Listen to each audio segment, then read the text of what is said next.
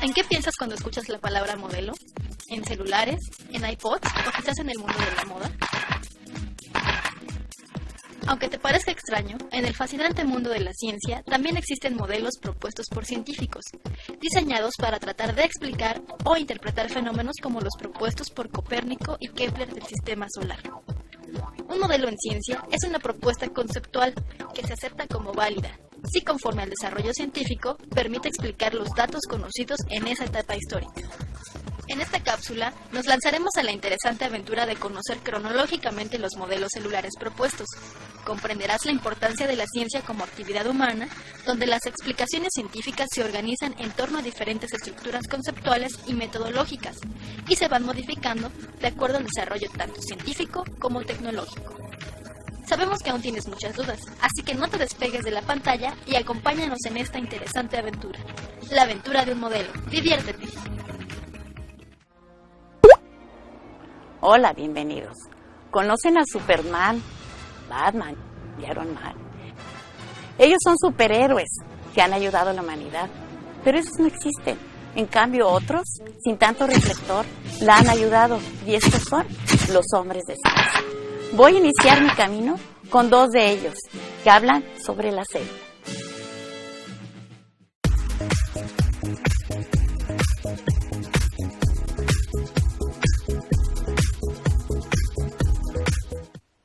Allá por el siglo XVII, Robert Hooke, científico inglés, quien al observar el corcho descubre las estructuras parecidas a celdas, que son las células.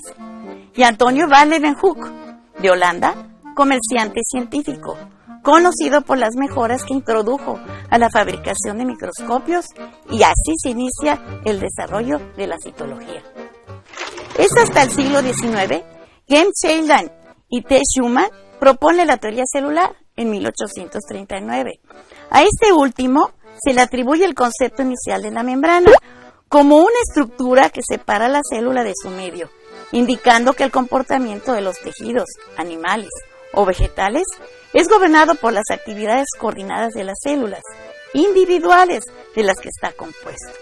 Así, siendo la célula la unidad del tejido, debería estar limitada por alguna estructura que preservara su identidad y evitara su función con las células adyacentes.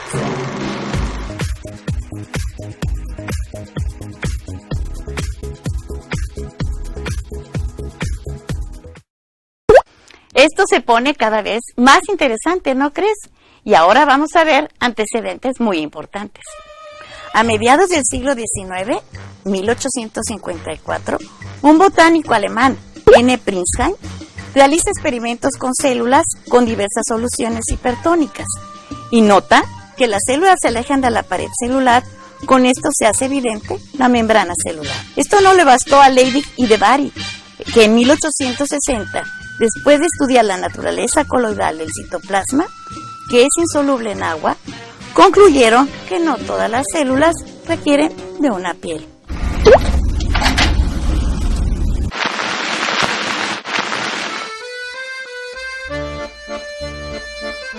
En desacuerdo con ellos, el francés Hugo de Bryce, en 1884, señala que la membrana es la responsable del comportamiento osmótico, siendo el límite del tono plástico. Pasan casi 10 años para que Ernest Overton, en 1895, descubra que las sustancias liposolubles penetran en las células más fácilmente que las que no lo son. Además, la membrana presenta gran resistencia al paso de la corriente eléctrica. Estos descubrimientos llevaron a que dedujera la existencia de una membrana formada por lípidos. 2 años después, en 1897, Langmuir estudia el comportamiento de los fosfolípidos en agua y observa que los grupos polares se disponen perpendicularmente a ella.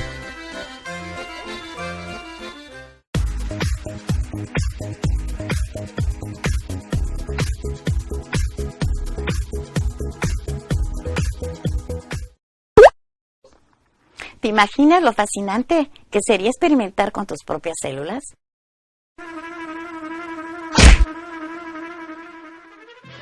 Pues los experimentos sobre electricidad en la célula realizados en el laboratorio de Walter Nest y Rudolf Hover entre 1910 y 1917, mostraron que las células pueden ser consideradas eléctricamente como formadas por un medio conductor, que es el citoplasma, separado del exterior por un dieléctrico no conductor, la membrana, y propone la teoría del potencial iónico de la membrana. En 1925, Gorter y Grendel sacaron los lípidos de la membrana de eritrocitos y al extenderlos sobre agua, vieron que ocupaban una superficie 2 veces mayor a la superficie del eritrocito, deduciendo que la membrana estaba formada por una bicapa lipídica. Daniel y Dobson, en 1935, propusieron una estructura de la membrana en forma de sándwich, en la que los fosfolípidos estarían en el centro, formando una bicapa, y estarían rodeados por proteínas. Y para que hubiera intercambio, propusieron poros en la membrana plasmática. Sin embargo, la bicapa de lípidos no quedó firmemente establecida como la base de la membrana hasta que el desarrollo de la microscopía electrónica finalmente proporcionó evidencias directas de su presencia y reveló que su grosor era cercano a 7.5 nanómetros. Esto lo realizó Robertson en 1957.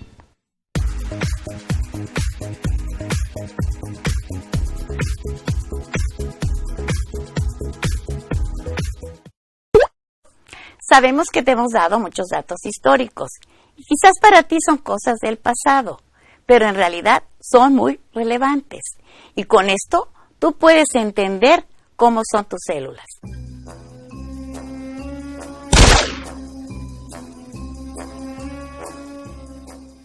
El modelo más aceptado hoy es el del mosaico fluido, de Jonathan Singer y Gard Nicholson, quienes unificaron la mayor parte de los datos actualizados sobre los hechos y descubrimientos modernos relacionados con la membrana en 1972.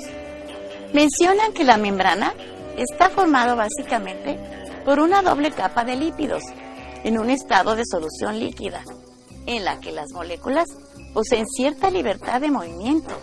Las moléculas de lípidos le confieren una resistencia eléctrica muy elevada a la membrana y la hacen relativamente impermeable a las moléculas muy polares. Puede desplazarse lateralmente, por lo que la dotan de fluidez y flexibilidad, formando una matriz de cristales líquidos. Las proteínas constituyen unidades separadas e independientes. Además, este modelo interpreta satisfactoriamente muchas características y propiedades de las membranas biológicas. La diversidad en contenidos de proteína por unidad de superficie membranosa, la asimetría de las membranas naturales por la distribución asimétrica de proteínas en ambos lados, las propiedades eléctricas de permeabilidad y la elevada velocidad a las que se mueven por la membrana algunas proteínas. Por su configuración dinámica, este modelo recibe el nombre de modelo mosaico fluido.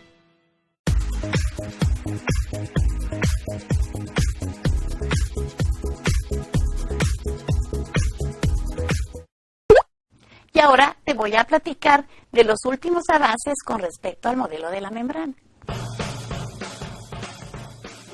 Dentro de los trabajos más recientes del modelo, podemos mencionar el de Unwin y Henderson sobre las proteínas de membrana, y Simmons e Icone. Ellos describen los tipos de movimiento en la bicapa lipídica. El primero es de rotación. Es como si girara la molécula en torno a su eje. Es muy frecuente y es responsable en parte de los otros movimientos celulares. El segundo, de difusión lateral. Las moléculas se difunden de manera lateral dentro de la misma capa y es el movimiento más frecuente. Y el tercero, el flip-flop, es el movimiento de la molécula lipídica de una monocapa a la otra, gracias a una enzima llamada lipasa. La fluidez es una de las características más importantes de las membranas.